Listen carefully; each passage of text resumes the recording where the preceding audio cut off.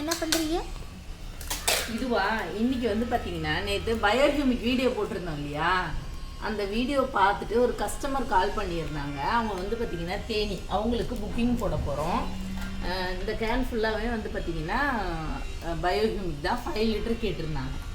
So 5 litre கேனில் எனக்கு கொடுங்க அப்படின்னு சொல்லிட்டு ஆர்டர் ப்ளேஸ் பண்ணியிருந்தாங்க. பட் நான் புக்கிங் தான் போட போகிறேன். இதை எதுக்கு சீல் பண்ணிகிட்டு இருக்கேன் அப்படின்னா, நம்ம புக்கிங் போடும்போது தூக்கி தூக்கி பாக்ஸை போடுவாங்க இல்லையா, இந்த மாதிரி கேனில் ஃபில் பண்ணிவிட்டு இந்த மாதிரி காட்டன் பாக்ஸில் பேக் பண்ணிடுவோம். அப்போ பாக்ஸ் தூக்கி போடும்போது லீக் ஆகாமல் இருக்கணுன்றதுக்காக தான் இந்த மாதிரி சீல் பண்ணிக்கிட்டு இருக்கோம். பசங்க தான் இந்நேரம் ஊற்றிக்கிட்டு இருந்தாங்க, அதுக்குள்ளே மூட்டை ஏற்றுறதுக்கு போயிட்டாங்க. ஸோ நான் அதனால் பண்ணிக்கிட்டு இருக்கேன்.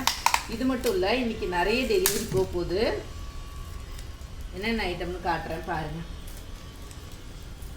இன்னும் நிறைய பண்ண வேண்டியது இருக்குது. இது வந்து பார்த்திங்கன்னா பயோநிமிட்டி சைடு, இது இங்கே தான் சென்னை டெலிவரி.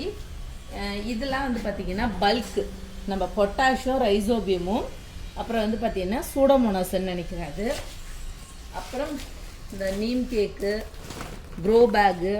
ஸோ இதெல்லாம் வந்து பார்த்திங்கன்னா ஒரு இடத்துக்கு இது லோக்கல் டெலிவரியாகவும் இருக்கலாம், இல்லைனா புக்கிங் போடுறதாகவும் இருக்கலாங்க. ஸோ இந்த மாதிரி தான் நாங்கள் பேக் பண்ணி ரெடி பண்ணி வைப்பாங்க.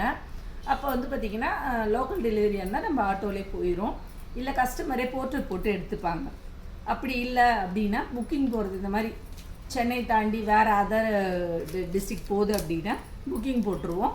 நீங்களும் இந்த மாதிரி உங்களுக்கு பல்காக வேணும் அப்படின்னும் பொழுது ஆர்டர் ப்ளேஸ் பண்ணுங்கள், நாங்கள் புக்கிங்கில் உங்களுக்கு கொடுப்போம்.